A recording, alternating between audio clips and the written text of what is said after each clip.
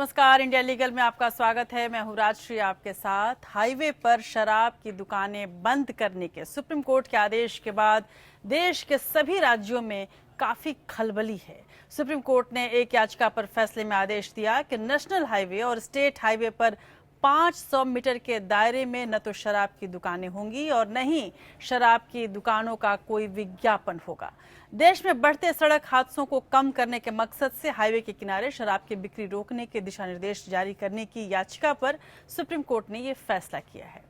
इस फैसले के लागू होने के बाद से ही तमाम राज्य सरकार फैसले को बाईपास करने के तरीके खोजने में लगी हैं और धड़ाधड़ अधिसूचना जारी करके स्टेट हाईवे को शहरी सड़कों में बदला जा रहा है। और केवल राज्य सरकारें ही नहीं बल्कि केंद्र सरकार के भी कई मंत्री किसी तरह से बीच का रास्ता निकालने पर जोर दे रहे हैं और पूरा जोड़ तोड़ इसके लिए कर रहे हैं, चाहे वो महेश शर्मा की बात हो या नितिन गडकरी की। दलील ये दी जा रही है कि सुप्रीम कोर्ट के इस फैसले से राज्य की आमदनी पर तो असर पड़ेगा ही, पर्यटन उद्योग को भी नुकसान पहुंचेगा। इसीलिए सुप्रीम कोर्ट के आदेश को धता बताने की कोशिश भी हो रही है। तो क्या जान से ज्यादा जरूरी है आमदनी, या क्या सुप्रीम कोर्ट का ये फैसला व्यवहारिक ही नहीं है?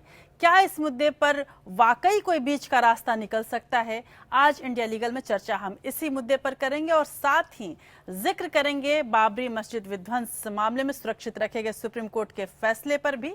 और क्या ये मुद्दा बीजेपी के गले की फांस बन गई है? खासकर आडवाणी और मुरली मनोहर जोशी और उमा भारती जैसे बड़े नेताओं के लिए बड़ी मुश्किल का दौर शुरू हो गया है। इस पर भी हम चर्चा करेंगे। तो चलिए शुरू करते हैं आज के इंडिया लीगल के इस नए सफर को।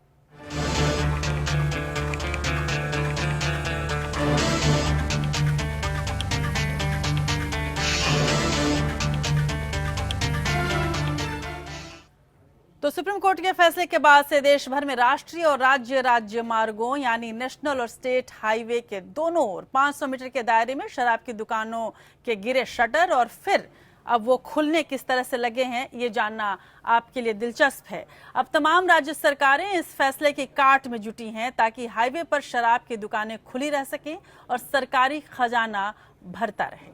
माना जा रहा है कि सुप्रीम कोर्ट के इस आदेश से कुल मिलाकर करीब 50,000 करोड़ रुपए का नुकसान हो सकता है। तकरीबन सभी राज्यों में राज्यों की आय का सबसे बड़ा स्रोत भी आबकारी है। कितना विरोधाभास है इस तमाम सच्चाइयों में, इन तमाम तथ्यों में, और सुप्रीम कोर्ट के आदेश को इन तथ्यों के मद्देनजर किस तरह से लिया जाए, देखिए इस रिपोर्ट में और उसके बाद चर्चा शुरू करेंगे।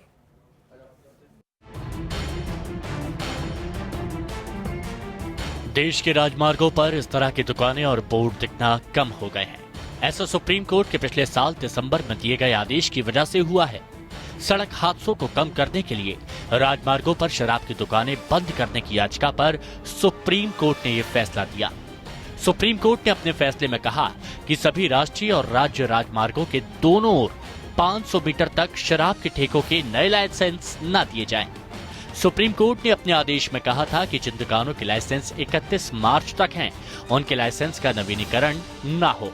तमाम राज्य सरकारों की दलील के बाद सुप्रीम कोर्ट ने अपने आदेश में थोड़ा बदलाव किया और कहा कि घनी आबादी वाले इलाकों में 500 मीटर की सीमा बरकरार रहेगी, लेकिन आम आबादी वाले क्षेत्रों की दूरी की सीमा 220 मीटर होगी।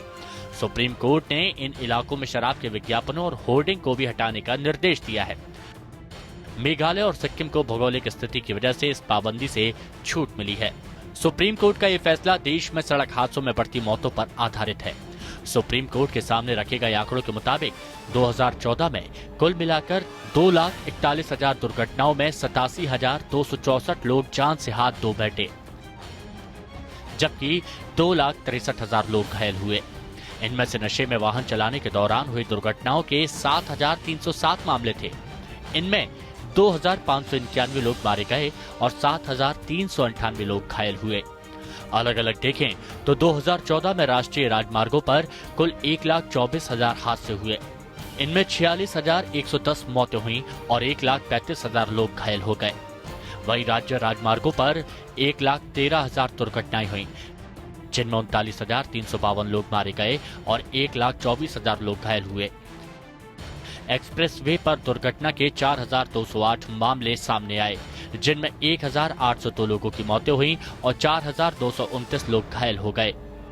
विश्व स्वास्थ्य संगठन के आंकड़े भी दर्शाते हैं कि 2020 तक भारत में होने वाली आकस्मिक मौतों में सड़क दुर्घटना एक बड़ी वजह होगी। अनुमान के मुताबिक तब प्रति वर्ष 5,40,000 लोग सड़क हादसों की वजह से जान से हाथ धो बैठेंगे और 1,53,14,000 लोग प्रतिवर्ष जिंदगी भर के लिए अपाहिज हो जाएंगे। पूरी दुनिया के सिर्फ 1% वाहन भारत में है, जबकि दुनिया भर में हो रही सड़क दुर्घटनाओं में 6% यही हो रही हैं। सुप्रीम कोर्ट के फैसले के बाद सभी राज्य सरकारें इस फैसले की काट में जुट गईं। इसकी वजह रही शराब बिक्री में होने वाली आमदनी। National restaurant association of India के मुताबिक इस फैसले से राज्यों को 50,000 करोड़ रुपए के राजस्व का घाटा हो सकता है। देश के तमाम राज्यों के कुल राजस्व में शराब की बिक्री से मिलने वाली रकम का दूसरा या तीसरा स्थान है। सुप्रीम कोर्ट के फैसले के बाद शुरुआती एक आध दिन दुकानें बंद रही, लेकिन फिर राज्यों ने हाईवे यानी राजमार्गों को सामान्य सड़क का दर्जा देना शुरू कर दिया। पंजाब, महाराष्ट्र, राजस्थान, हरियाणा, चंडीगढ़ और पश्चिम बंगाल ने तो रातों रात अधिसूचना जारी कर राज्य हाईवे को शहरी सड़कों का दर्जा दे दिया। उत्तर प्रदेश सरकार के नए आदेश के मुताबिक प्रदेश के सभी शहरों के आंतरिक मार्ग जो राज्य राजमार्ग की श्रेणी के हैं और जिनके पास बाईपास मौजूद है, उन राज्य राजमार्गों के शहरी हिस्से को जिला मार्ग घोषित कर दिया गया है। यूपी सरकार के इस फैसले से करीब 550 शराब दुकानें बच जाएंगी, जबकि सुप्रीम कोर्ट के फैसले से करीब 7,000 दुकानें प्रभावित हुई हैं। 2015-16 में शराब की बिक्री से तमिलनाडु को 29,672 करोड़ रुपए की आमदनी हुई, हरियाणा को 19,703 करोड़ रुपए, महाराष्ट्र को 18,000 करोड़ रुपए, कर्नाटक को 15,332 करोड़ रुपए और उत्तर प्रदेश को 14,083 करोड़ रुपए का राजस्व मिला। नेशनल हाईवे को शहरी सड़क का दर्जा देना केंद्र के हाथों में है, इसलिए कई राज्य सरकारों ने केंद्र से नेशनल हाईवे के बड़े हिस्सों को भी सामान्य सड़क का दर्जा देने की अपील की है, लेकिन ये नुकसानदेह ही साबित होगा, क्योंकि नेशनल हाईवे की मरम्मत और रखरखाव का खर्च केंद्र उठाता है। और अब शराब से मिलने वाले राजस्व के लिए अगर कोई राज्य सरकार नेशनल हाईवे को सामान्य सड़क का दर्जा दिलवाती है तो ये खर्च उसके सिर पर आ जाएगा, जो आमदनी से कई गुना ज्यादा भी हो सकता है। कर्नाटक और केरल ने तो इस फैसले को सुप्रीम कोर्ट की दूसरी खंडपीठ में चुनौती देने का फैसला किया है। सुप्रीम कोर्ट के फैसले के सामाजिक और आर्थिक पहलू हैं, लेकिन इस बात की गारंटी नहीं है कि हाईवे पर शराब की बिक्री बंद होने से सड़क हादसों में कमी आएगी। दूसरी ओर शराब के कारोबार से जुड़े लाखों लोगों की रोजी रोटी पर खतरा पैदा होने की आशंका है। होटल और पर्यटन उद्योग पर भी असर पड़ने की आशंका जताई जा रही है। ऐसे में जरूरत इस बात की है कि बीच का कोई रास्ता निकाला जाए। Bureau report, APN। तो सामाजिक और आर्थिक दोनों ही प्रभाव डालने वाला ये फैसला है और इस फैसले पर चर्चा करने के लिए हमारे साथ मौजूद है बहुत ही वरिष्ठ पैनल। सुप्रीम कोर्ट के वरिष्ठ अधिवक्ता प्रदीप राय हमारे साथ दिल्ली स्टूडियो से मौजूद हैं। All Indian association for women and child development की प्रेसिडेंट ममता बोस हमारे साथ जुड़ी हैं और उत्तर प्रदेश के आबकारी मंत्री जयप्रताप सिंह हमारे साथ जुड़े हैं। लखनऊ स्टूडियो में मौजूद रहेंगे हमारे साथ इलाहाबाद हाई कोर्ट के लखनऊ बेंच के 2 सीनियर एडवोकेट IB सिंह और HGS परिहार। साथ ही लखनऊ में मौजूद रहेंगे पूर्व IAS अधिकारी कैप्टन द्विवेदी हमारे साथ हैं। इनके अलावा हमारे साथ जुड़ेंगे सुप्रीम कोर्ट के सीनियर एडवोकेट विकास सिंह, सुप्रीम कोर्ट के सीनियर एडवोकेट शेखर नाफ्टे और सुप्रीम कोर्ट के सीनियर एडवोकेट कैलाश वासुदेव। साथ ही तमाम बार्स के वकीलों की भी हम राय इस पूरे मसले पर रखेंगे और आपकी भी राय हम जरूर, अपने दर्शकों की भी राय हम जरूर इस कार्यक्रम में शामिल करेंगे।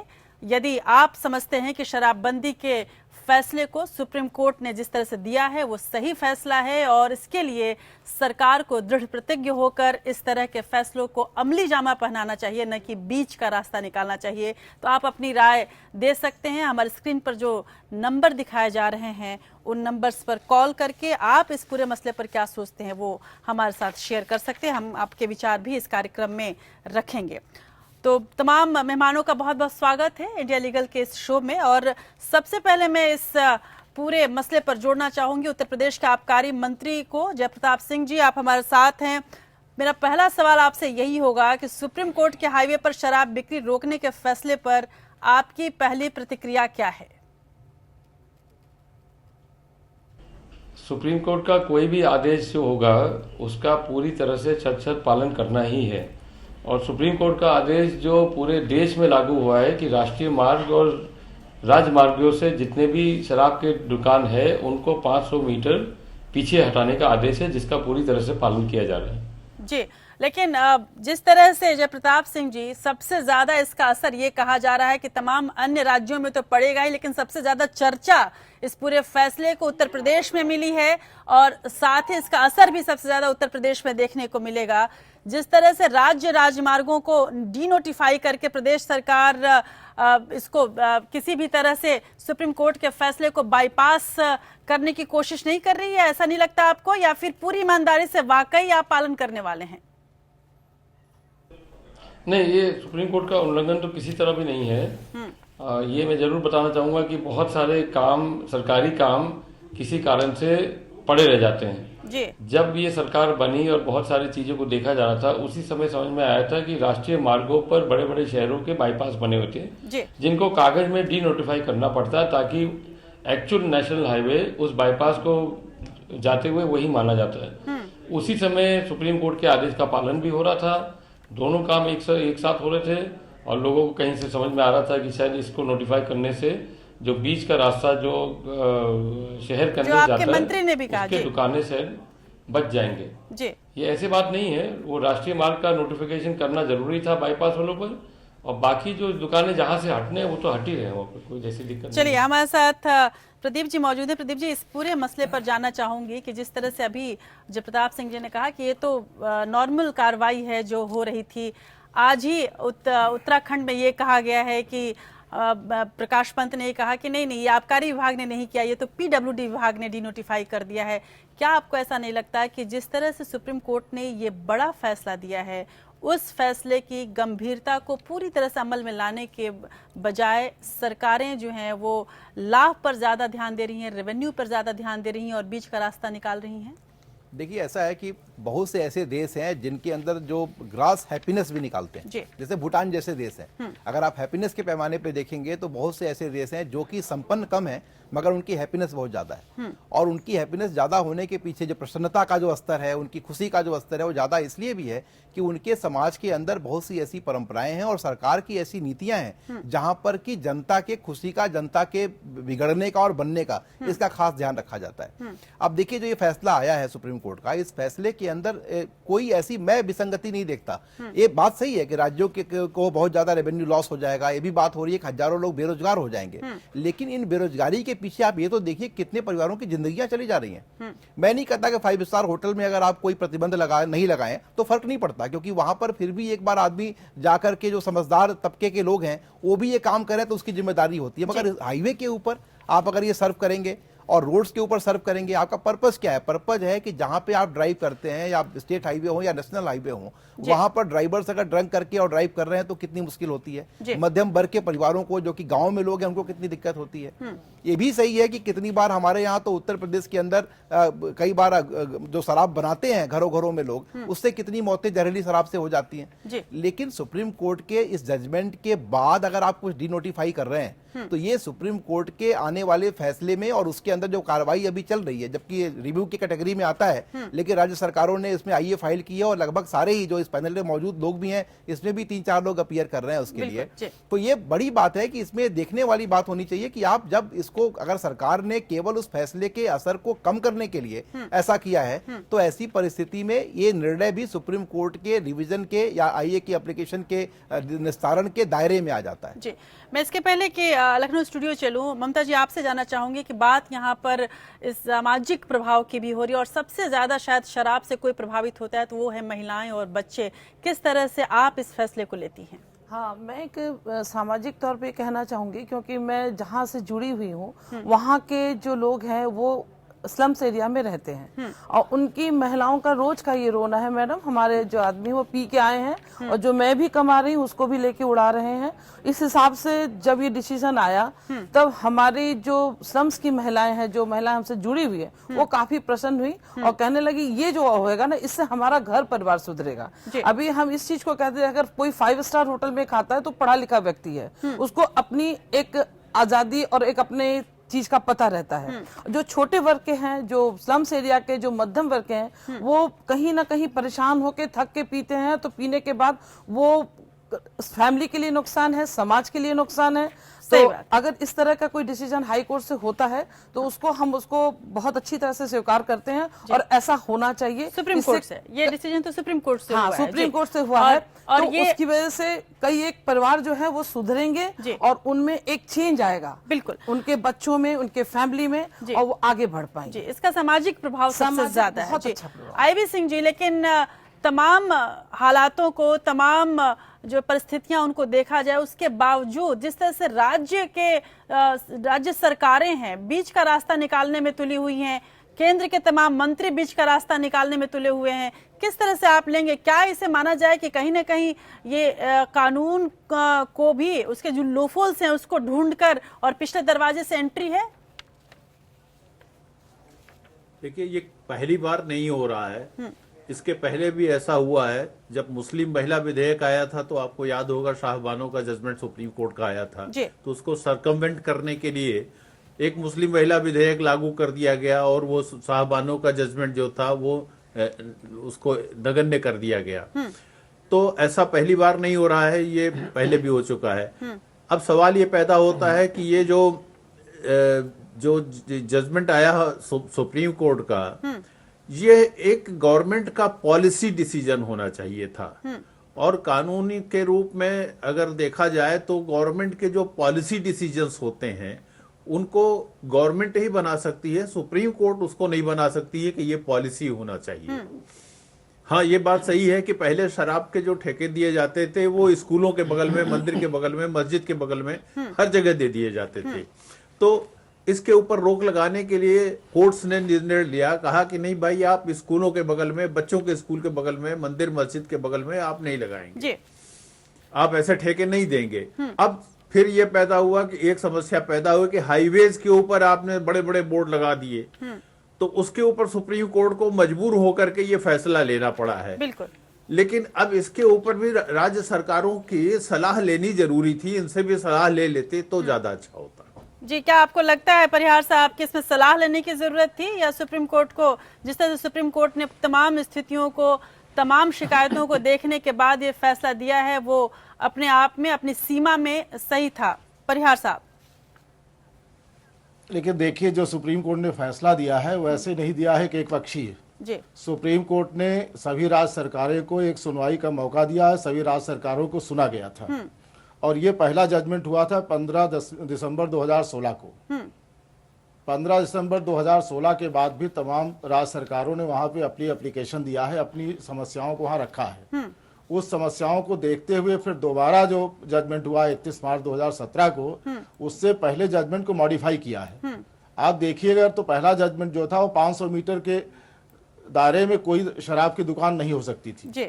लेकिन इन जो एप्लीकेशंस थी इनको कंसीडर करते हुए उन्होंने ये कहा कि जो म्यूनिसिपल लिमिट्स में है, जो उनको आप 220 मीटर की सीमा के बाहर रखिए, बिल्कुल बाहर हाईवे पे हैं उनको 500 रखिए।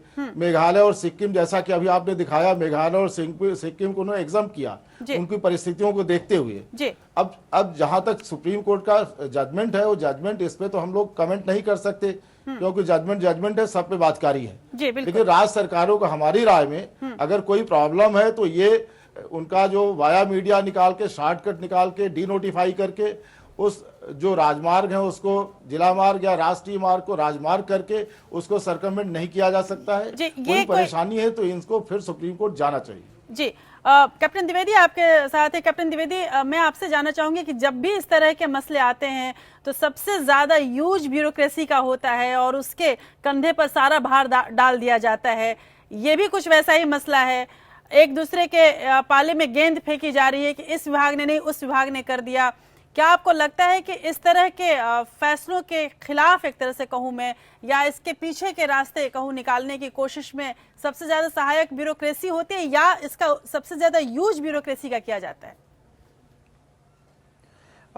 देखिए, सबसे पहले तो मैं ये कहना चाहूंगा कि माननीय सर्वोच्च न्यायालय ने जो अपना ये जजमेंट दिया है, ये बेसिकली ड्रंक एंड ड्राइव के आधार पर है। बिल्कुल। जो ड्राइवर्स लंबी दूरी के ड्राइविंग करते थे और उनको बीच में जब एग्जॉस्ट होते हैं तो एक ये ट्रेडिशन बना हुआ है कि वो बीच में शराब की दुकानों पर रुक के या अनधिकृत स्थानों से शराब लेकर के पीते थे और उसकी परिणति होती थी कि कहीं ना कहीं एक्सीडेंट होता था। एक्सीडेंट्स का अगर रेशियो देखिएगा तो जिस प्रोपोर्शनल में भारतवर्ष में 4 व्हीलर्स 2 व्हीलर्स हैं, उसके रेशियो जो है एक्सीडेंट का बहुत ज्यादा है दुनिया के और देशों के कंपैरिजन में। इसलिए इसको गंभीरता से लेते हुए माननीय सर्वोच्च न्यायालय ने ये आदेश जारी किया। जहां तक सड़कों के डी नोटिफिकेशन करने का प्रश्न है, जैसे अभी हमारे वरिष्ठ अधिवक्तागण ने अपनी राय रखी कि ये आवश्यक था कि स्टेट गवर्नमेंट्स को इस विषय में एप्लीकेशन के माध्यम से माननीय सर्वोच्च न्यायालय को संज्ञान में लाते हुए एक क्लैरिफिकेशन सीख कर लेना चाहिए था और तब इस तरह की कोई कार्यवाही जजमेंट के बाद करनी चाहिए थी। जजमेंट के पूर्व अगर कोई डिनोटिफिकेशंस हुए हैं तो वो एक सामान्य प्रक्रिया है, एक रूटीन काम है जो चलता रहता है। लेकिन इस तरह का जजमेंट हो जाने के बाद, वो भी सर्वोच्च न्यायालय की खंडपीठ के बाद, अगर कोई परिवर्तन करना है किसी भी राज्य सरकार को, तो यह आवश्यक है कि संबंधित माननीय न्यायालय के संज्ञान में ये बात लाते हुए एक क्लैरिफिकेशन ले लिया जाए। जहां तक ब्यूरोक्रेसी का प्रश्न है, ब्यूरोक्रेसी कभी भी नहीं जाएगी माननीय सर्वोच्च न्यायालय के आदेश के खिलाफ। हम उसको सदैव सम्मान करते हैं, इज्जत करते हैं और देखते हैं, उसमें किसी भी प्रकार का कोई संशय नहीं होना चाहिए। जहां तक एक्साइज पॉलिसी की बात है, किसी भी प्रदेश के विकास के लिए रेवेन्यू की आवश्यकता होती है और मेजर रेवेन्यू का सोर्स जो होता है किसी भी स्टेट गवर्नमेंट का, वो एक्साइज होता है। इसलिए एक्साइज का कम हो जाना विकास पर प्रभाव अवश्य डालेगा, लेकिन उसके साथ जिंदगियां ज्यादा जरूरी हैं, जैसा माननीय सर्वोच्च न्यायालय ने अपने जजमेंट में कहा है। और जिंदगियों की सुरक्षा के लिए ये आवश्यक है कि ड्रंक एंड ड्राइव पे कंट्रोल लगाया जाए। जी, और इस विरोधाभास पर भी हम चर्चा करेंगे, लेकिन इससे पहले शेखन आफडे हमारे साथ जुड़ रहे हैं। शेखन आफडे, बहुत शुक्रिया इंडिया लीगल के साथ जुड़ने के लिए। मेरा पहला सवाल आपसे भी यही होगा कि बहुत बहस चल रही है, सुप्रीम कोर्ट ने जो लीकर बैन पर जो फैसला सुनाया है, उस जजमेंट में सुप्रीम कोर्ट का इंटेंशन तो सही है ये कहा जा रहा है, लेकिन काफी हद तक इसमें थोड़ी चीजों की और जरूरत थी। हालांकि काफी लोगों ने फैसले का भी विरोध किया। आप क्या कहना चाहेंगे? आप खुद इस पूरे मसले पर लगातार बहस कर रहे थे। This judgment is passed in exercise of power under Article 142 of the Constitution. See, the court can take recourse to Article 142 if there is no statutory provision in the field. According to me,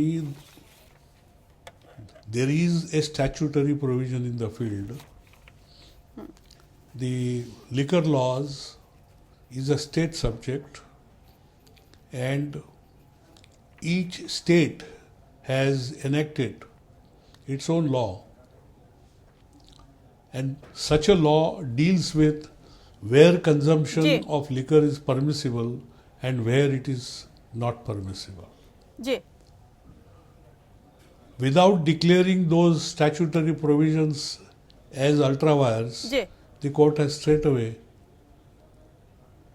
passed its judgment. और यही आलोचना का विषय भी हो रहा है। हमारे साथ विकास सिंह मौजूद हैं। विकास सिंह जी, आपका भी बहुत स्वागत इंडिया लीगल में। वाकई क्या ऐसा माना जाए कि सुप्रीम कोर्ट ने बिना पक्षों को सुने हुए ढंग से सीधे तौर पर ये जो फैसला दिया है, हालांकि इंटेंशन सही है, लेकिन इससे कई ऐसे भी लोग प्रभावित होंगे जिनका कोई गुनाह नहीं है, जिनके कोई इसमें दोष नहीं है? देखिए, मेरे हिसाब से तो इंटेंशन भी सही नहीं है, क्योंकि ऐसा कोई रिपोर्ट नहीं है जो कहता है कि जो हाईवे में ड्रिंक करते हैं उसी ड्रिंकिंग के वजह से एक्सीडेंट होता है। जो आंकड़े हैं वो दिखाते हैं कि 1.5% of the total accidents that happen on the highway are due to drunken driving. बस उस 1.5% में कितने लोगों ने हाईवे पे पिया है और कितने लोगों ने घर पे या कहीं पार्टी में पिया है, इसका कोई आंकड़ा नहीं है। मेरा ये मानना है कि जब आदमी हाईवे में पी रहा है तो वो एक रिस्पॉन्सिबल तरीके से पिएगा, क्योंकि उसको तो सबसे पहले समझ में आ रहा है कि मैं पी करके चलाऊंगा तो कल को जब एक्सीडेंट होगा तो जान तो उसकी अपनी भी जा सकती है ना, तो इस बात का उसको लेकिन विकास सिंह जी, यहाँ पर मसला ये भी है कि जब एक ट्रक ड्राइवर, एक बस ड्राइवर चलाएगा तो आप कितना इसकी उम्मीद कर सकते हैं कि वो बहुत सोच समझ कर चलाएगा। ये अपने आप में एक बहस का विषय है और इस पर हम जरूर अपने जो पैनलिस्ट हैं उनका विचार जानने के, लेकिन इससे पहले एक दर्शक हमारे साथ जुड़ रहे हैं, जयवीर सिंह फर्रुखाबाद से। उनका देखते हैं उनका क्या विचार है। जयवीर सिंह जी, बहुत शुक्रिया इंडिया लीगल में जुड़ने के लिए। क्या बात रखना चाहते हैं आप शराबबंदी पर? जी, शराबबंदी पर हम यही बात रखना चाहते हैं, ये सुप्रीम कोर्ट का जो फैसला है वो सर्वमान्य है और हम यही चाहते हैं कि ये शराब बंद ही होना चाहिए, तो बहुत ही अच्छा है, हमारी जो है जनता सब सुधर जाएगी। चलिए, बहुत शुक्रिया जयवीर सिंह जी। नरेश, एक और दर्शक हमारे साथ जुड़ रहे हैं झुंझुनू से। नरेश, बहुत शुक्रिया इंडिया लीगल में जुड़ने के लिए। क्या आपको लगता है कि सुप्रीम कोर्ट ने जो फैसला दिया है शराबबंदी पर वो सही है? नहीं, वो तो सही है सर। हम तो हमारी शादी हुई थी सर। जी, बहुत शुक्रिया। झुंझुनू राजस्थान से तमाम दर्शकों की यदि हम बात करें प्रदीप जी, तो और तमाम जो रिएक्शंस हमने लिए हैं सोशल मीडिया पर भी, सबका ये कहना था कि शराब एक अभिशाप है। और लेकिन विकास सिंह जी की बात जो थी कि किस तरह से वाकई सुप्रीम कोर्ट ये तय कर पाएगा कि किसने हाईवे पर शराब पीकर एक्सीडेंट किया है, किसने हाईवे पर शराब पीकर एक्सीडेंट नहीं किया। क्या वाकई सभी को नहीं समझा गया, सारे पक्षों को नहीं देखा गया, ये माना जाए? देखिए, ऐसा है कि विकास सिंह जी जो बात कह रहे थे वो भी एक अच्छी बात है, क्योंकि इस तरह की भी बहस होनी चाहिए और जब तक इस तरह की निगेटिव बहस नहीं होगी तब तक सही परिणाम तक पहुंचने में दिक्कत होती है।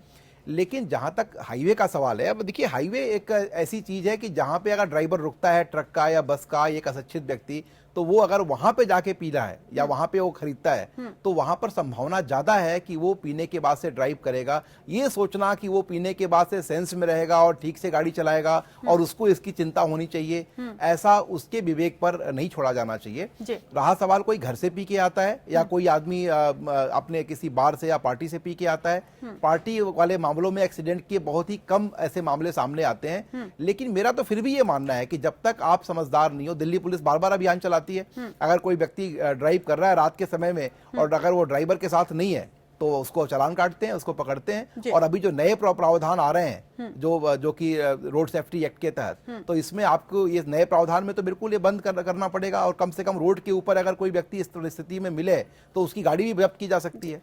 बात इतने तक नहीं है, बात ये समझने की जरूरत है कि सबसे पहले ये कौन लोग हैं जो ये कर रहे हैं। ये वो लोग हैं जो अपने सेंस में काम नहीं करते हैं। उनको लगता है कि चलो, कई लोग तो इसलिए पी लेते हैं कि कोई पिला रहा है, उनको लगता है कि फिर कल मिले नहीं मिले अभी कोई पिला रहा है, पी लेते हैं। तो कई इस तरह के एडिक्ट भी हैं। हमको ये ध्यान रखने की जरूरत है और सुप्रीम कोर्ट के आदेश से मैं नहीं कह रहा हूं कि पूरा मामला हल हो जाएगा, कम से कम 10% ही हल हो जाए।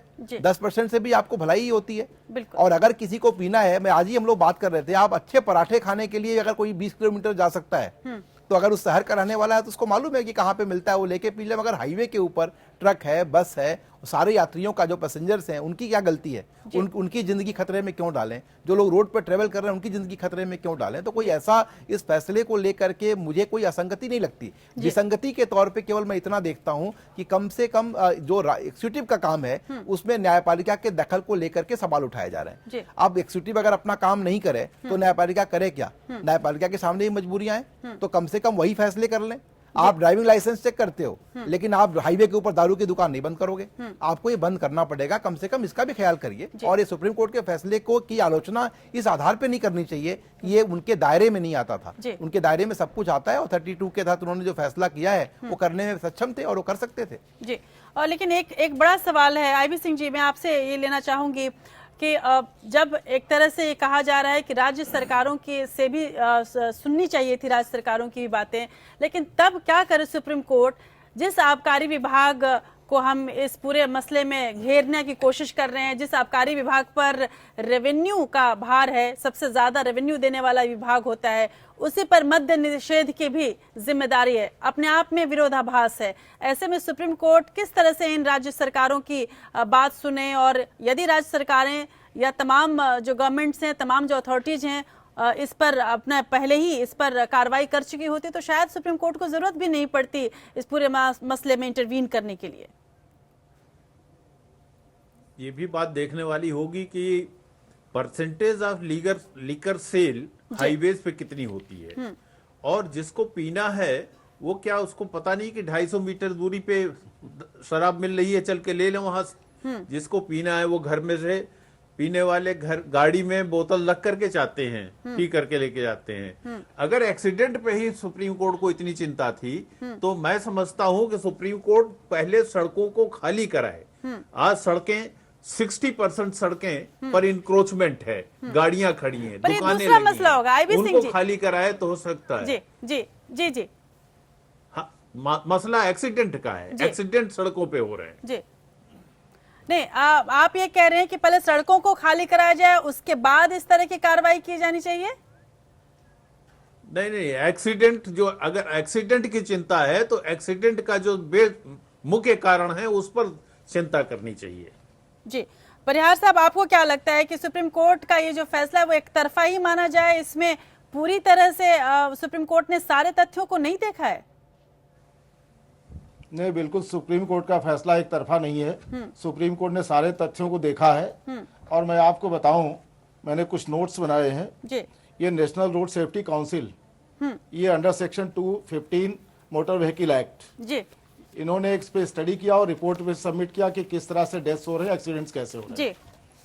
तो उसमें उन्होंने ये पाया कि ये ड्रंक एंड ड्राइव जो है, शराब पी के जो लोग गाड़ी चलाते हैं, उससे करीब 3% मौतें हो रही हैं। तो मौत 1% हो या 3% हो, जिसको बचाया जा सकता है उसको सुप्रीम कोर्ट या कोई ही बचाना चाहिए। 2004 में भी एक एडवाइजरी जारी हुई, 2007 में एडवाइजरी जारी हुई सेंट्रल गवर्नमेंट की, 2011 में जारी हुई।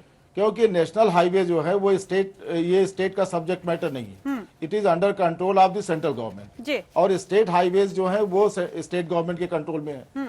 तो दोनों में सिर्फ एडवाइजरी सेंट्रल गवर्नमेंट इशू कर सकता था, वो कुछ कर नहीं सकते थे। इसीलिए सुप्रीम कोर्ट ने एक तरफा नहीं किया है। सुप्रीम कोर्ट ने सारी रिपोर्ट्स को आप देखें, अगर पहले वाले जजमेंट में और बाद वाले जजमेंट में सारे रिपोर्ट्स को कंसीडर किया है, सारे एडवोकेट्स का आर्गुमेंट सुना है, फॉर एंड अगेंस्ट जो भी थे, और ये भी देखा गया कि उसमें एक्साइज का लॉस होगा या नहीं लॉस होगा। तो सुप्रीम कोर्ट को लगा कि एक्साइज के लॉस से ऊपर होगा हमारा जो मौतें हैं उनको बचाया जाए ड्रंक एंड ड्राइव से। ये 10,000, 20,000, 10%, 20% जितने भी बच सकते हैं उनको बचाने की कोशिश की गई। हाँ, अब रही बात बाद में आप देखिए दूसरे वाले जजमेंट में मॉडिफाई हुआ है। हाँ। आबादी वाले एरिया है, वहां पे 220 मीटर की दूरी रखी गई है जी। और जगह पे जहां आबादी नहीं, हाईवे है, जहां ट्रकें रुकती हैं, जहां बसें रुकती हैं, जहां लोग जाते हैं, वहां पे 500 मीटर रखी गई। अब एक प्रश्न ये उठता है कि 500 मीटर या 250 मीटर के बाद भी लोग जाके अगर शराब की दुकानें हैं तो लेके पिएंगे। बिल्कुल। और क्या तो यहीं पर इस सवाल उसको अगर बचाना, जी आप अपनी बात पूरी करें। जी तो ये तो रहा कि ये शराब ड्रंक एंड ड्राइव से कितनी मौतें एक्सीडेंट हो रहा है, उसके लिए शराब की दुकानें वहां बंद की जा रही हैं हाईवेज पे। अब सवाल ये है कि शराब से मौतें और हो रही, जो शराब पी के खुद मर रहा है, जो शराब पी करके उनकी बीवी बच्चे मर रहे हैं, क्योंकि शराब तो आदमी पीता है, भूखमरी आती है परिवार पे जी। उसको कैसे रोका? अभी आप देखिए यहाँ पे अपने स्टेट ऑफ यूपी में कितने लोगों ने यहाँ पे धरना प्रदर्शन किया है। जो 500 मीटर की दूरी पे शराब की दुकानें थी उनको आबादी में कर दी गई जी। अब जो आदमी सड़क पे एक्सीडेंट करता था वो आबादी में मारपीट कर रहा है जी। और यही तो ये पूरा सोल्यूशन तो नहीं, लेकिन जी शायद इसी वजह से तमाम तरह के जो असंतोष है वो भी उभर रहे हैं। ममता जी हमारे साथ हैं। ममता जी, क्या आपको लगता है कि केवल हाईवे पर शराब की दुकानें न हो, ये रोक लगाने से ही पूरे मसले का हल निकल जाएगा, या फिर कहीं ना कहीं जो 500 मीटर का दूरी तय की गई है उससे अब जो हाईवे पे हो रहा था अब वो घर के अंदर, यानी कि शहर के अंदर, गांव के अंदर होने लगेगा? हाँ, हाईवे पे जो उन्होंने ऑर्डर आया है वो तो ठीक ही है, क्योंकि जो एक ट्रक ड्राइवर है जब वो गाड़ी चला रहा है या बस ड्राइवर है गाड़ी चला रहा, वो अपनी जान तो खतरे में रख ही रहा है, साथ में जो उसके साथ बैठे पैसेंजर उनका भी है, वो तो रोक ठीक किया है। पर हमको लगता है जो शहरों के अंदर भी जितने शराब के दुकानें हैं ये हैं, इसको भी बंद किया जाए। जब आप शाम को निकलिए तो आप देखिए कि हर शराब की दुकान पे सारे लेबर क्लास खड़े होके जो मेहनत की कमाई है आधा कमाई उसमें डालते हैं, फिर आधे कमाई इसमें परिवार को चलाते हैं। अगर इसमें रोक टोक सरकार करती है तो वो समाज के लिए एक बहुत अच्छा डिसीजन है और हम इसको अच्छा मानते हैं जी। लेकिन इससे रेवेन्यू पर बहुत फर्क पड़ेगा। द्विवेदी जी, आपको लगता है कि जिस तरह से ये फैसला आया है और रेवेन्यू का जो लॉस होगा, क्या उसको ध्यान में नहीं रखा जाना चाहिए था? उससे जो बेरोजगारी होगी, क्या उसको ध्यान में रखने की जरूरत नहीं है? ठीक है, 10% लोगों को इससे मदद मिलेगी, जानें बच भी सकती हैं, लेकिन रेवेन्यू का क्या होगा? क्या उसके बारे में नहीं सोचा जाना चाहिए? उसके बारे में बिल्कुल सोचना चाहिए। मैं द्विवेदी जी से बात कर रही हूँ। सॉरी, मैं आपको रोकना चाहूंगी। जी द्विवेदी जी, ये देखिए, एक रिफॉर्मेटिव ऑर्डर हुआ है। माननीय सर्वोच्च न्यायालय ने जो प्राथमिकता दी है, प्रायोरिटी दी है, वो ह्यूमन लाइफ के ऊपर दिया है। धन से ज्यादा जरूरी है जीवन। और ये जो एक्सीडेंट्स हो रहे थे, ये वास्तव में एक मैटर ऑफ कंसर्न है।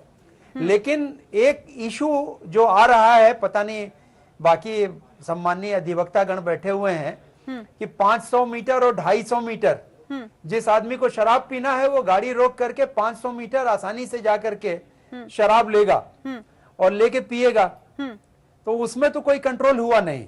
सही बात। ये जरूर है कि उसको 10 मिनट एक्स्ट्रा टाइम लगेगा जी। अब रह गया प्रश्न रेवेन्यू लॉस का। रेवेन्यू जनरेशन के और भी तरीके हैं जिससे किया जा सकता है। जैसे आप बगल का स्टेट देखेंगी, बिहार जी। बिहार में टोटल ड्राई कर दिया है उन्होंने, और वहां पे लिकर सेल बैन है।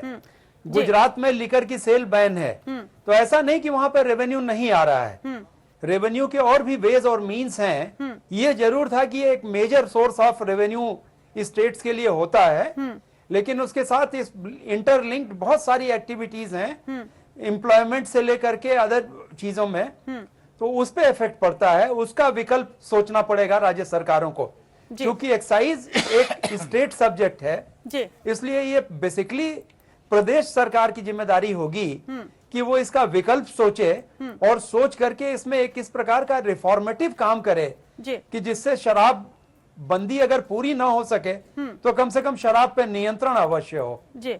चलिए, हमारे साथ शेखन आपने जुड़े हुए हैं। शेखन आपने साहब, एक बार फिर से आपको इस पूरे बहस पे लाना चाहूंगी। क्या आपको लगता है कि सुप्रीम कोर्ट के फैसले पर कुछ लोगों का जो मत है कि रेवेन्यू पर फर्क पड़ेगा और इससे जो डेवलपमेंट है उस पर असर पड़ेगा, वहीं कुछ लोगों का ये भी कहना है कि सुप्रीम कोर्ट का फैसला सही है और राइट टू पर्सपेक्टिव में दिया गया है? क्या आपकी क्या परिभाषा होगी, आपका क्या कमेंट होगा इस पर? Intention of the supreme court is not in doubt, उसके बारे में कोई दो राय नहीं हो सकती। The question is, even good intentions have to be translated into orders of the court, only if such orders are backed by law. जी। Accidents due to drunken driving take place even on roads which are not highways. जी। Therefore, this in my view is not the solution. That apart, was there any adequate data before the court to come to the conclusion that the drunken driving accidents in a substantial number take place on highways? In my view, there was no such data. जी। और यही बहस भी है, ये बार बार ये बात आ रही है कि सुप्रीम कोर्ट के पास पूर्ण डेटा नहीं था। विकास सिंह जी, आपका क्या कमेंट? आप भी बार बार ये कह रहे हैं कि नहीं, ये फैसला ही सही नहीं है, बेरोजगारी बढ़ने और राजस्व में कमी होने के तर्कों के आधार पर भी क्या फैसले की आलोचना की जानी चाहिए? देखिए, पर सी रेवेन्यू जनरेशन का कोई जस्टिफिकेशन नहीं होता है, क्योंकि अगर आप राइट टू लाइफ की बात करेंगे तो रेवेन्यू जनरेशन उसमें बैक सीट पे चला जाना चाहिए। बट यहाँ पर मुद्दा दूसरा है। यहाँ पर प्रोहिबिशन जो लार्जर इशू है वो है directive principle of state policy which is not justiciable. Now prohibition अगर आप लगाते हैं तब तो सुप्रीम कोर्ट का ये मानना है कि प्रोहिबिशन लगाने के समय आप इस बिजनेस में कोई आर्टिकल 14 का वायलेशन नहीं कह सकते, बिकॉज आपका फंडामेंटल राइट इस तरह के बिजनेस में नहीं हो सकता जी। लेकिन जहां प्रोहिबिशन नहीं है, जहां लिकर का ट्रेड चल रहा है जिस स्टेट में, उस स्टेट में अगर आप किसी के तब जहां लेकर का ट्रेड चल रहा है वहां पर आदमी का फंडामेंटल राइट भी उस बिजनेस में है। सो राइट टू इक्वालिटी भी है। जैसे फॉर इंस्टेंस एक जो लिकर वेंड जो है 501 मीटर पे है और एक लिकर वेंट जो है 499 मीटर पे है, तो 2 मीटर के दूरी पे एक इनइक्वालिटी की बात आती है कि यहाँ का वेंट बंद हो जाएगा, वहां का चालू रहेगा। जी बिल्कुल। और उन केसेस में जी क्या इसे राइट ऑफ इक्वालिटी में भी के पर्सपेक्टिव से भी देखना चाहिए प्रदीप जी, और या फिर इसको ये माना जाए कि सार्वजनिक हित के मामले में जिस तरह से न्यायालयों के अधिकार क्षेत्र क्या होना चाहिए, ये भी एक बड़ा सवाल उठता है। देखिए, दो बातें हैं। जैसे मुझे एक केस याद आता है बिल्कुल इसी तरह दूरी नापने वाला। आगरा के ताजमहल के 500 मीटर के दायरे में कोई निर्माण कार्य नहीं हो सकता था, तो ओबेरॉय होटल जो वहां पे है उनका निर्माण अंदर दायरे में आ रहा था 500 मीटर के, और उनको करीब 12 मीटर की दूरी, उनको अपने कई कमरे उनके टूट रहे थे, बाउंड्री टूट रही थी। तो लोगों ने कहा देखिए साहब, जो बाउंड्री वॉल है ताजमहल का, वहां से तो आप नहीं गिनेंगे, ताजमहल से गिनिए इसको। तो लोगों ने जब उसको वहां से गिनना शुरू किया तो वो दायरे से बाहर आ गया। ये केवल एक मामला है। अब जैसे ये सारा रेवेन्यू लॉस की बात हो रही है, रेवेन्यू लॉस बिल्कुल सही सवाल उठाया था इन्होंने, परिहार जी ने भी और IB सिंह जी ने भी। देखिए, जितने भी तरह के रेवेन्यू होते हैं, ये यूनिवर्सिटी की एक स्टडी आई है अभी। स्टडी ये कहती है कि जितना आप शराब से रेवेन्यू पाते हैं, मध्य से जो रेवेन्यू आप पाते हैं, उससे ज्यादा रेवेन्यू अगर आप बंद कर दें तो आपको मिल सकता है, लेकिन वो आपको एक्साइज डिपार्टमेंट से नहीं मिलेगा, वो कहीं और से मिलेगा। बाकी आपके टैक्सेस आपको मिलेंगे। और कितना पब्लिक लॉस करती है, जैसे मान लीजिए कि एक आदमी की कमाई है 20,000 रुपए, तो उसको जो बचता है, उसकी जो बचत है वो 2,000 और कभी कभी वो भी नहीं रहती है, कम हो जाती है। तो अगर आप इन सबको आंकड़ों को कंसीडर करें तो ये करीब 7 गुने का फर्क आता है रेवेन्यू में और एक्चुअल फाइनेंशियल लॉस में। ये एक बड़ा सवाल है, और पहले भी इसकी मर्यादा रही है। अगर आप मर्यादा के साथ इसका सेवन कोई करे तो इस पर तो कोई सवाल नहीं उठाता है, और बहुत से लोग हैं जो इसको स्टेटस सिंबल ही मानते हैं। लेकिन अगर आप इसको मर्यादा को तोड़ करके और केवल इसलिए कि आप पिए कि आप भूल जाए सब कुछ और आप नशे में आ जाएं, इसके लिए पीने वालों का नंबर भी बहुत बड़ा है। और गाँव में द्विवेदी जी को अच्छी तरह से मालूम है कि छोटे छोटे बच्चे वहां पर वो भी इस नशे के चपेट में आ गए। और पहले मैं कभी देखता नहीं था जिन गाँव के अंदर, अब तो मुख्यमंत्री जी वहीं गोरखपुर के पास के हैं, और ये देखें गोरखपुर, कुशीनगर और महाराजगंज में क्या हो रहा है, वहां पे गाँव में, वहां पर भी यही हालत है। तो आपको सबसे जरूरी सवाल यही उठता है कि कम से कम जो गांवों की नई आबादी है, जो बच्चे हैं, उनको बचाया जाए। पहले भी कोई कोई इक्का दुक्का घटना सुनने को मिलती थी, लेकिन अभी ये नशा एक तरह से फैलने लगा है, क्योंकि नशा के जो सौदागर हैं, अभी देखिए क्या है, एक्साइज पॉलिसी भी अपनी क्या है, एक व्यक्ति को आप दे देते हैं, या आप किसी, ऐसा नहीं कि आप रोजगार क्रिएट करते हैं, वो एक व्यक्ति एक सिंडिकेट तैयार करके वो सारा कुछ चलाता है। तो ये भी बहुत बड़ा सवाल है। हम लोग उन लोगों को भी जानते हैं कैसे पॉलिसी बदली, उसको भी जानते हैं, और कई एक सौदागर ऐसे हैं जो पूरे के पूरे 5-6 प्रदेशों में उनका ही धंधा चल रहा है। तो ये भी एक कटघरे में खड़ा करने वाली बात है। कई बार चैलेंज भी है, पॉलिसी आज भी अंडर चैलेंज है, और ये पेंडिंग है सुप्रीम कोर्ट के सामने भी और कई हाई कोर्ट के सामने भी। तो ये पॉलिसी भी अपने आप में खतरनाक है। ये सब कुछ देखने की जरूरत है, और ये ध्यान रखने की जरूरत है कि देश की जनता का उसका अहित नहीं हो। सरकार का लोक कल्याणकारी जो कार्यक्रम है, उस कार्यक्रम को धक्का नहीं लगना चाहिए। डायरेक्टिव प्रिंसिपल को फॉलो भले ही मत करो, कम से कम फॉलो करने की कोशिश तो करो। बिल्कुल सही बात है। और हमारे साथ एक दर्शक जुड़ रहे हैं एटा से, एटा उत्तर प्रदेश से राजवीर सिंह, इसी पूरे मसले पर। राजवीर सिंह, बहुत शुक्रिया इंडिया लीगल में जुड़ने के लिए। क्या कहना चाहेंगे आप शराबबंदी पर? हम तो साहब ये कहना चाह रहे हैं, शराब तो ये अपराध और बर्बादी की जननी है जी, ये तो बिल्कुल बंद की जाए। जी बहुत शुक्रिया आपका। और जो आम जनता है, आम लोगों की जो इच्छा है वो यही है कि बिल्कुल ये बंद किया जाए, और सुप्रीम कोर्ट का ये जो फैसला है वो बिल्कुल सही है। लेकिन इस फैसले को हम चारों तरफ से देखने की कोशिश कर रहे हैं। हम ये भी समझने की कोशिश कर रहे हैं कि कहाँ कहाँ ऐसी चीज़ें हैं जहाँ पर और भी अधिक कड़े फैसले की ज़रूरत है। हमारे साथ Kailash Vasudev, senior advocate, supreme court के जुड़ रहे हैं। और जहाँ पर कैलाश जी ये सवाल उठाया जा रहा है बार बार कि कहीं ना कहीं न्यायालय जो है वो अपने अधिकार क्षेत्र से आगे बढ़कर फैसला दे रहे हैं। क्या आपको लगता है कि सार्वजनिक हित के मामले में न्यायालयों को अपने अधिकार क्षेत्र में रहना चाहिए, या उससे आगे बढ़कर भी इस तरह के फैसले देने चाहिए? Dealing with liquor, you've had the cases of spurious liquor, people dying, there being massive illegal sale of illegal liquor. Those are areas where the Supreme Court and the High Courts have come in. There are cases from the Kerala High Court, cases from the Madras High Court, cases from the Supreme Court, where spurious liquor has been a source of serious concern to everybody. As of today, starting the late part of the 90s, the jurisdiction of the Supreme Court has expanded tremendously, because everybody approaches the Supreme Court at the drop of a hat, seeking some relief or the other in the garb of public interest. This is where the problems are arising. Public interest should be confined to matters of moment, not to everything which comes within its domain, because very often you receive orders which are not backed by supportive evidence. Okay. When they're not backed by supportive evidence, problems start arising because then you cannot implement those orders. Ji. And a decree of the Supreme Court or a writ of the Supreme Court or a writ of any court has to be carried to its logical conclusion that the judgment has to be obeyed. There is no point in issuing a direction which you cannot carry out. जी बिल्कुल। और IB Singh ji, क्या समझा जाए कि वाकई जो सार्वजनिक हित के मामले हैं उसमें कुछ भी देखने की जरूरत नहीं है, जो परिस्थितियां हैं, जो आपके सामने उदाहरण है, जो आपके सामने केस है सुप्रीम कोर्ट, उस पर इस तरह के फैसले देता रहे तो ज्यादा अच्छा है? मैं समझता हूं कि न्यायपालिका को अपनी सीमा क्षेत्र में रहना चाहिए, कार्यपालिका को अपनी सीमा क्षेत्र में रहना चाहिए और विधायिका को अपनी सीमा क्षेत्र में रहना चाहिए। ये विषय विधायिका से संबंधित था और विधायिका को ही इस पर निर्णय लेना चाहिए था। जहां तक लॉस ऑफ रेवेन्यू का सवाल है, मैं आपको एक उदाहरण देना चाहता हूं कि एक समय सभी राज्य सरकार लॉटरी चलाती थी और उस लॉटरी से लाखों करोड़ों रुपए का फायदा प्रतिदिन होता था। लेकिन जब ऐसा लगा कि लाखों लोगों के मकान घर तबाह हो रहे हैं तो लॉटरी पर बैन लगाना पड़ा, लेकिन वो भी डिसीजन गवर्नमेंट ने लिया। हालांकि चैलेंज हुआ था सुप्रीम कोर्ट में, लेकिन निर्णय गवर्नमेंट को लिया। तो बहुत सारी चीजें हैं जो पॉलिसी मैटर्स हैं। Policy can be decided only by the government, not by the supreme court. जी। और परिहार साहब, क्या वाकई गवर्नमेंट के ऊपर छोड़ा जाना चाहिए था, सुप्रीम कोर्ट के ऊपर नहीं छोड़ा जाना चाहिए था?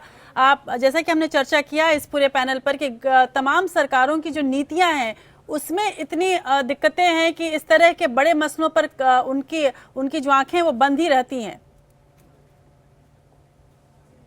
हाँ, वो तो आप सही कह रहे हैं, लेकिन सुप्रीम कोर्ट को ये देखना था, जो पब्लिक इंटरेस्ट की बात है, पब्लिक इंटरेस्ट देखते समय सुप्रीम कोर्ट को देखना है कि पब्लिक इंटरेस्ट कैसे आप उसको सेव करते हैं। अगर आप स्टेट गवर्नमेंट्स पे छोड़ देंगे हर चीज, स्टेट गवर्नमेंट और स्टेट गवर्नमेंट्स नहीं कर रही हैं, उस पर एक्शन नहीं ले रही हैं, तो सुप्रीम कोर्ट क्या करेगा?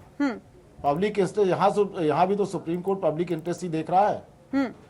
और पब्लिक इंटरेस्ट सुप्रीम कोर्ट ने एक एरिया जो है नेशनल हाईवेज या स्टेट हाईवेज के 500 मीटर के दायरे में शराब की दुकानें न हो, इस पे उन्होंने ऑर्डर किया जी। बाकी एरिया अभी स्टेट गवर्नमेंट या सेंट्रल गवर्नमेंट जिनका जो एरिया है उसको छोड़ दिया है।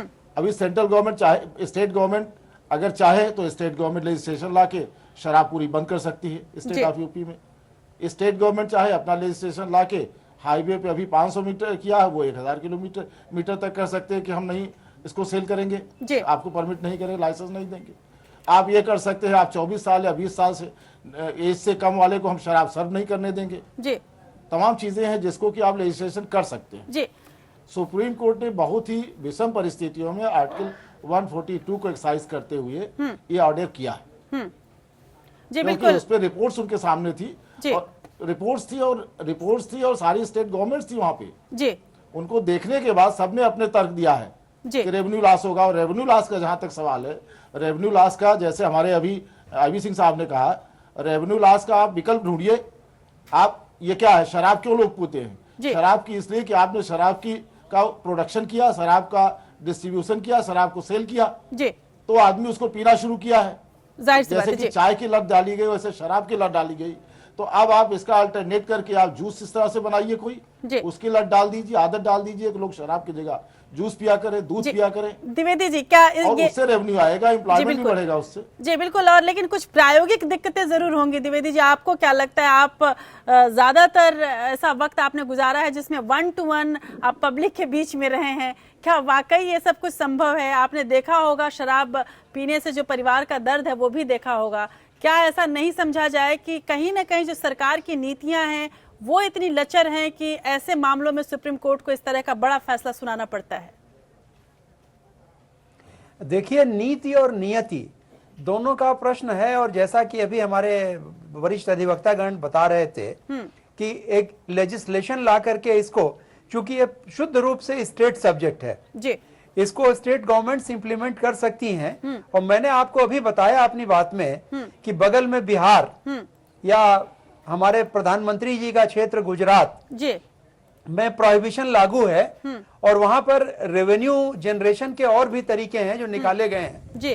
जनहित में ये आवश्यक हो गया है, जहां परिवारों की बर्बादी हो रही है, परिवार टूट रहे हैं, मार पिटाई हो रही है, हिंसा हो रही है, कि इसको जितना ज्यादा रिस्ट्रिक्ट किया जाए उतना अच्छा रहेगा। जी जी बिल्कुल। अब प्रोहिबिशन किस लेवल पे कैसे गवर्नमेंट्स ले आती हैं, इसको गंभीरता से विचार करना होगा जी।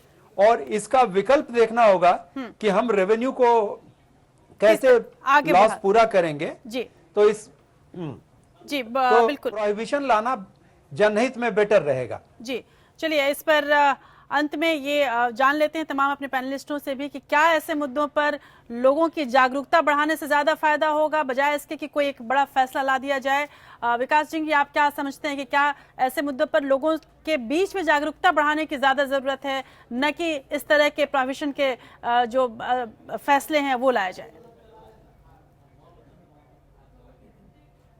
देखिए बहुत इंपॉर्टेंट रोल है, क्योंकि अगर आप सबसे पहले तो आप जैसे आप सिगरेट के खिलाफ इश्तिहार निकालते हैं कि cigarette smoking is injurious to health, highway पे आपके बड़े बड़े इश्तिहार रख सकते हैं कि ड्रिंकिंग ड्राइविंग से आप अपना ही जान नहीं, अपने दूसरे का ही जान नहीं, बट अपना भी जान खतरे में आप डाल रहे हैं और आपके घर में आपके बाल बच्चे वेट कर रहे हैं। तो इसलिए आप जो है उस पे लोगों को इससे एक फीलिंग आएगी कि भाई अपना जान में क्यों इस तरह से क्षण थोड़ी देर के सुख के लिए मैं अपने जान को क्यों रिस्क में डालूं। बहुत शुक्रिया विकास सिंह जी आपका इस पर विचार रखने के लिए। ममता जी, बहुत कम वक्त है, आपसे भी ये जानना चाहूंगी कि फैसले से ज्यादा जरूरी है कि सामाजिक जागरूकता बढ़ाया जाए, तब ये मसला सुलझेगा। हाँ, सामाजिक जागरूकता का होना बहुत आवश्यक है।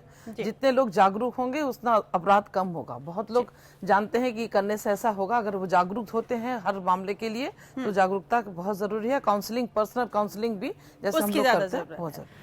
जी चलिए, अब तमाम बार्स की क्या राय है इस पूरे मसले पर? हमारे पैनलिस्टों ने राय रखी है इस पर। विभिन्न बार के वकीलों से हमने जाना चाहा कि क्या वो सोचते हैं इन तमाम मसलों पर। देखते हैं विभिन्न बार्स की राय। जनरली होता क्या है, हम लोग आए दिन न्यूज़पेपर्स में और प्रिंट मीडिया के अलावा इलेक्ट्रॉनिक मीडिया में भी देखते हैं कि हाईवेज पे हम लोग जा रहे होते हैं और जो गाड़ी की स्पीड है वो काफ़ी ओवर होती है। और समटाइम होता क्या है कि एक लोग लिकर को लेते हैं और सिर्फ एक मौज मस्ती का एक माध्यम के वजह से वो लोग ड्रंक एंड ड्राइव वाली जो पोजीशन होती है कि इतना चेक एंड बैन नहीं होता। जो माननीय सुप्रीम कोर्ट का ऑर्डर है वो एब्सोल्यूट रिस्ट्रिक्शन नहीं है, उसमें छूट दी गई है। आप वहां बार स्थापित कर सकते हैं। आप इसको दूसरे नजरिए से देखिए।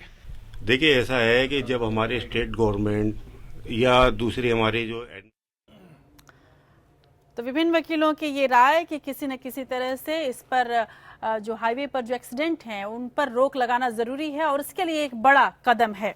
अब हम अपने पूरे इस बहस के एक दूसरे हिस्से में जो इस वक्त एक बड़ी खबर आई है और इस हफ्ते की एक बड़ी खबर कही जा सकती है वो है बाबरी मामला। इस हफ्ते सुप्रीम कोर्ट ने एक अहम मामले में अपना फैसला सुरक्षित रख लिया। ये मामला है अयोध्या में बाबरी मस्जिद गिराए जाने से जुड़े षड्यंत्र का। हमारे तमाम पैनलिस्ट मौजूद हैं और उनसे हम जानना चाहेंगे जरूर कि इस मसले को वो किस तरह से देखते हैं। इस मामले में इलाहाबाद हाई कोर्ट ने बीजेपी के लाल कृष्ण आडवाणी, मुरली मनोहर जोशी, उमा भारती जैसे बड़े नेताओं के खिलाफ षड्यंत्र के आरोपों को खारिज कर दिया था। इसी फैसले को सीबीआई ने सुप्रीम कोर्ट में चुनौती दी है और ये माना जा रहा है कि इस चुनौती के साथ ही तीनों ही बड़े नेताओं की चुनौतियां, राजनीतिक चुनौतियां ज्यादा बढ़ गई हैं। किस तरह से, देखिए इस रिपोर्ट में।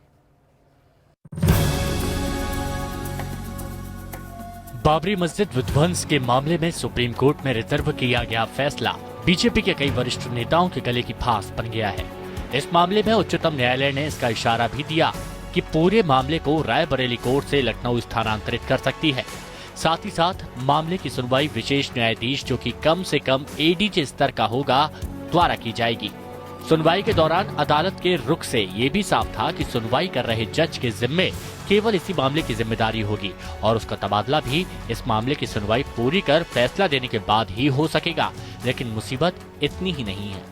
सुप्रीम कोर्ट इस मामले में 120B यानी षड्यंत्र की धारा भी जोड़ देगी। अगर ऐसा हुआ तो आडवाणी, जोशी और उमा भारती समेत अन्य अभियुक्तों को सजा दिलाना आसान हो जाएगा, जो अब तक इस आधार पर निर्दोष होने का लाभ ले सकते थे कि वो घटना स्थल पर थे ही नहीं।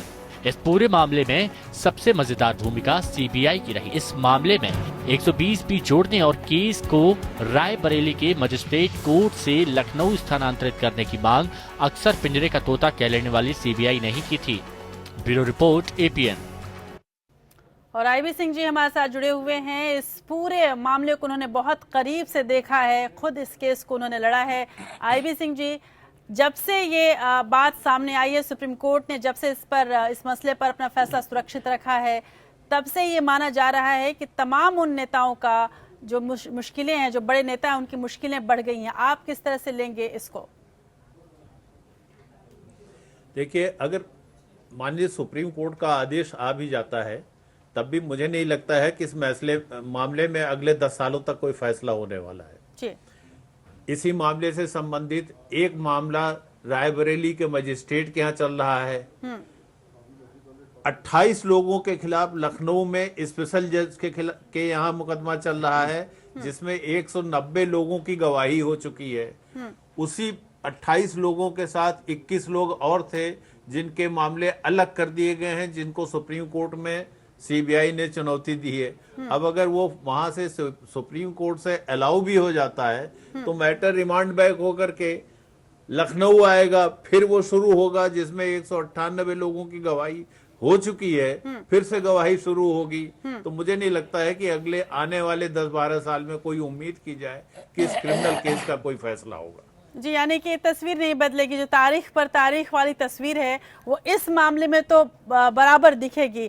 परिहार साहब, आपको क्या लगता है कि वाकई जिस तरह से सीबीआई आगे बढ़कर उसने कहा है कि नहीं, ये षड्यंत्र भी कि जो जिस तरह से इसकी भी चुनौती उसने दी है कि षड्यंत्र में भी शामिल थे वो लोग, क्या वाकई लगता है कि बस ये दिन गुजरते जाएंगे और इस पूरे मामले को बस यूं ही लटकाया जाएगा और इसमें कुछ हो नहीं पाएगा? हालांकि सुप्रीम कोर्ट ने कहा है कि इसे 2G स्कैम की जिस तरह से सुनवाई हुई लगातार, उस आधार पर इसकी सुनवाई की जाए, ये भी इशारे मिले हैं सुप्रीम कोर्ट से। देखिए, अब सुप्रीम कोर्ट क्या करता है, सुप्रीम कोर्ट के फैसला आने के बाद ही पता चलेगा। लेकिन जहां तक भारत है, भारत में एक संवैधानिक प्रक्रिया है, एक सीआरपीसी है। सीआरपीसी के तहत ही जो है ट्रायल चलते हैं जी। इन्वेस्टिगेशन से लेकर ट्रायल तक, जजमेंट तक उसी के तहत, सीआरपीसी के तहत ही होंगे। तो सीआरपीसी में भी प्रोविजन है कि डे टू डे ट्रायल होना चाहिए, लेकिन प्रैक्टिकली कितना पॉसिबल है, कितने गवाह आते हैं, जैसा आईबी सिंह साहब कह रहे हैं कि इसमें 150-200 गवाह हैं, तो 150-200 गवाह अगर कोई गवाह पेश करता है और रेलेवेंट गवाह है तो उनको मना तो नहीं किया जा सकता है, ना प्रोसिक्यूशन की तरफ से ना डिफेंस की तरफ से जी। तो उसमें जितना समय लगेगा उतना समय लगेगा ही लगेगा, वो चाहे 10 साल हो, चाहे 15 साल हो, चाहे 20 साल हो, उसको कोई कम नहीं कर सकता है। और एक चीज है, जस्टिस हरीड जस्टिस बरीड। बिल्कुल। और प्रदीप जी, आपके इस पे टिप्पणी चाहूंगी कि क्या वाकई ये जो जिस तरह से हम लोग ये उम्मीद कर रहे थे कि इसमें जल्दी फैसला आ जाएगा, अब ऐसा कुछ होने वाला नहीं है, जैसा कि स्थितियों को आईबी सिंह जी ने और परिहार साहब ने रखा? देखिए, कोर्ट के अंदर जस्टिस घोष और जस्टिस नरीमन, इन दोनों का ये विचार था कि इस मामले को एक ऐसे जज को सौंपा जाए जो कि केवल इसी मामले की सुनवाई करे और तब तक इस मामले की सुनवाई करे जब तक कि ये मामले का फैसला नहीं आ जाए, तब तक उसका ट्रांसफर नहीं हो सकता। और हाई कोर्ट को भी रिस्ट्रिक्ट करेंगे कि उनका वो तबादला नहीं करे। रहा सवाल रायबरेली के मामले का, तो रायबरेली के मामले को लाना चाहते थे जब वो यहाँ पे, तो उन्होंने कहा हमारी राइट टू अपील जाएगी, हमारा मजिस्ट्रेट कोर्ट में केस चल रहा है। लेकिन 120B की ऐड करने के बाद उनका कहना है कि आपकी ये राइट टू अपील नहीं जाती, स्पेशल कोर्ट का जुरिसडिक्शन बनता है और आपको वहीं इसकी सुनवाई होगी।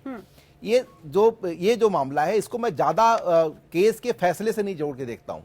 मैं ये देखता हूं कि भारतीय जनता पार्टी के करीब 12-13 ऐसे जो बड़े नेता हैं जो कि एक कॉन्स्टिट्यूशनल पदों के भी दावेदार हैं, उनकी दावेदारी से उनको पिछड़ते हुए देखता हूं इसमें फैसले से, अगर ऐसा फैसला कोई आता है तो ये एक बड़ा मसला है। लेकिन मैं अपनी बात खत्म करने से पहले एक लाइट नोट पे मैं जरूर कहूंगा कि परिहार साहब ने एक बात कही कि दूध पीने की आदत डालें, और जो पिछला बहस का जो पिछला मुद्दा था, तो मैं तो इनसे चाहूंगा कि भाई दूध पिलाने वाली जो कला है, ये सारा देश जानना चाहता है कि बच्चों को कैसे पिलाया जाए। अगर इसकी आदत सच में पड़ सकती हो तो इसके लिए आप ही एक कमीशन बनाया जाए जिसके आप ही चेयरमैन हो। अरे मैं बड़ों के लिए कह रहा, बच्चों के लिए नहीं। चलिए, बड़ों को पिलाने की आदत डालें, बच्चे तो पी ही रहे हैं। चलिए, बच्चों को जबरदस्ती पिलाया जा रहा है। चलिए, लेकिन कुल मिलाकर प्रदीप जी, बच्चे तो पी ही रहे हैं, बड़ों को पिलाइए, लेकिन दूध शुद्ध होना चाहिए।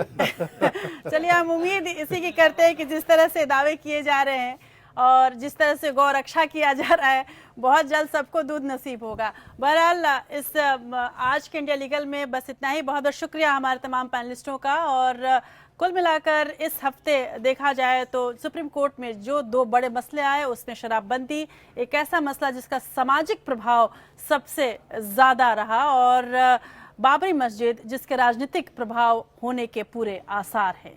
तो सामाजिक प्रभाव के मद्देनजर सुप्रीम कोर्ट ने जो फैसला दिया है इसमें कोई शक नहीं कि उसका स्वागत कई वर्गों द्वारा हुआ है। हालांकि अभी भी ये काम पूरा नहीं हुआ है। शराबबंदी को पूर्णतया लागू करने के लिए जो प्रधानमंत्री मोदी की एक कोशिश है उस कोशिश को और सफल बनाने के लिए राज्य सरकारों की मदद की भी जरूरत उन्हें पड़ेगी। तमाम विरोधाभासों को दूर करने की जरूरत है। पैसे से ज्यादा जान की कीमत समझी जाए। यदि ये हो जाएगा तो शराबबंदी अपने आप हो जाएगी और सुप्रीम कोर्ट को शायद इस तरह से बहुत ज्यादा आगे बढ़कर इस तरह के मामलों में पड़ने की जरूरत नहीं पड़े यदि राज्य सरकारें जागरूक हो जाएं, आम आदमी जागरूक हो जाए। तो आज के इंडिया लीगल में बस इतना ही।